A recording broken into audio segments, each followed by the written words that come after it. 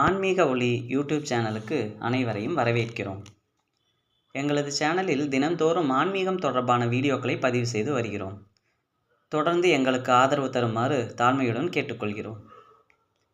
இருளில் தவிக்கும் ஒருவனுக்கு ஒரு சிறு மெழுகுவர்த்தியின் ஒளி எவ்வளவு பெரிய நம்பிக்கையை தருமோ, அதேபோல் உங்கள் வாழ்வில் சூழ்ந்துள்ள கவலை என்னும் இருளை நீக்க இதோ ஈசனே ஒரு பேரொளியாக தோன்றியிருக்கிறார்.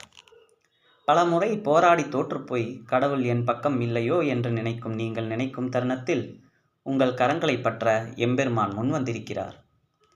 இன்று ஆன்மீக ஒளி சேனலில் நாம் காணவிருப்பது ஒரு சாதாரண கதை அல்ல, உங்கள் நம்பிக்கைக்கு கிடைக்கப் போகும் பரிசு. எம்பெருமான் ஈசன் தனது பக்தனிடம் சொன்ன அந்த ரகசியம் என்ன? நாளை உனக்கு ஒரு நற்செய்தி வரும் என்று சிவன் வாக்கு கொடுத்தால் அது எப்படி உங்கள் வாழ்வில் பலிக்கும்?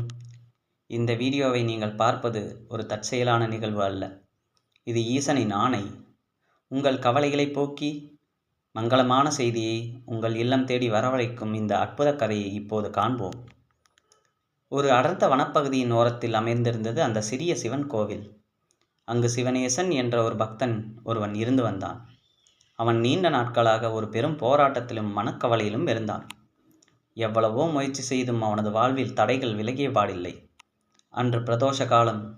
சிவனேசன் கருவறையில் இருக்கும் லிங்கத் திருமேனியை பார்த்து கதறி அழுதான். ஈசா, இன்னும் எத்தனை காலம்தான் என்னை சோதிப்பாய்? எல்லோருக்கும் நல்வழி காட்டுகிறாயே, எனக்கு மட்டும் ஏன் இந்த மௌனம்? என் பிரார்த்தனை உனக்கு கேட்கவில்லையா என்று மனமுடைந்து அங்கேயே அமர்ந்து விட்டான். நேரம் கடந்தது. இரவு அமைதி நிலவியது. திடீரென்று கோவிலுக்குள் ஒரு தெய்வீக மனம் வீசியது. சில்லென்று காற்று வீச சிவனேசனின் கண்களுக்கு முன்னால் ஒரு பேரொளி தோன்றியது. அந்த ஒளியின் நடுவே தலையில் பிறை சூடி கழுத்தில் நாகம் தரித்து புன்னகை பூத்த முகத்தோடு திரு சிவபெருமான் காட்சியளித்தார்.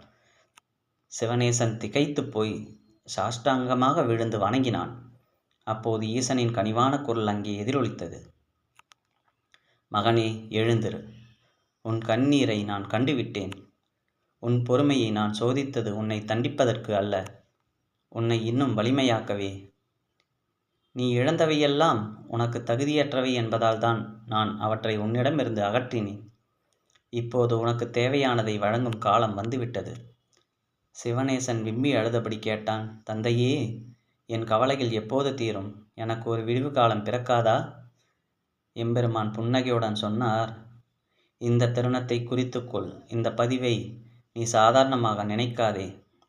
உன் ஆழ்மனதின் வேண்டுதலுக்கு நான் தரும் பதில் இது. நாளை சூரியன் உதிக்கும் போது உன் வாழ்வில் ஒரு புதிய அத்தியாயம் தொடங்கும். உன் செவிகள் குளிரும்படி ஒரு நற்செய்தி உன்னை வந்து சேரும். இறைவன் கொடுத்த 3 கட்டளைகள்.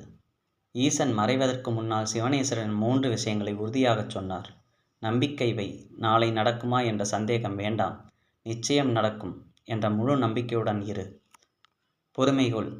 விதைத்த உடனேயே மரம் வளர்ந்து விடாது, ஆனால் சரியான நேரத்தில் கனி கொடுக்கும். உன் கனி இதோ தயாராகிவிட்டது. பயத்தை விடு. நான் உன்னோடு இருக்கும்போது உன்னை எவர் வீழ்த்த முடியும்? உன் கவலைகளை என்னிடம் விட்டுவிடு. உன் கடமையை செய். மறுநாள் காலை விடிந்தது. சிவனேசன் ஈசன் சொன்ன சொற்களை நினைத்து கொண்டே மன நிம்மதியுடன் எழுந்தான். மதிய வேளை நெருங்கிய போது அவன் நீண்ட நாட்களாக எதிர்பார்த்து ஏங்கிக் கொண்டிருந்த அந்த ஒரு தொலைபேசி அழைப்பு வந்தது. ஆம், அவன் வாழ்வில் இருந்த மிகப்பெரிய சிக்கல் தீர்ந்தது என்ற நற்செய்தி அவனை தேடி வந்தது. அவனுடைய கண்கள் மீண்டும் பணிந்தன. ஆனால் இம்முறை அது துயரத்தால் அல்ல, ஈசனின் கருணை எண்ணி வந்த அந்த ஆனந்த கண்ணீர். இதை படித்து கொண்டிருக்கும் போது நீங்களும் சிவனேசனைப் போல ஏதோ ஒரு தேடலில் அல்லது கவலையில் இருக்கலாம். இந்த வரிகள் உங்களை வந்து அடைந்திருக்கிறது என்றால் அது தற்செயலானது அல்ல. மகனே, மகளே, கலங்காதே. உன் கஷ்டங்களை நான் சுமந்து கொள்கிறேன். நாளை உன் இல்லம் தேடி ஒரு நற்செய்தி வரும். என் மீது பாரத்தை போட்டுவிட்டு நிம்மதியாக உறங்கு. ஓம் நம சிவாய. ஓம் நம சிவாய. ஓம் நம சிவாய.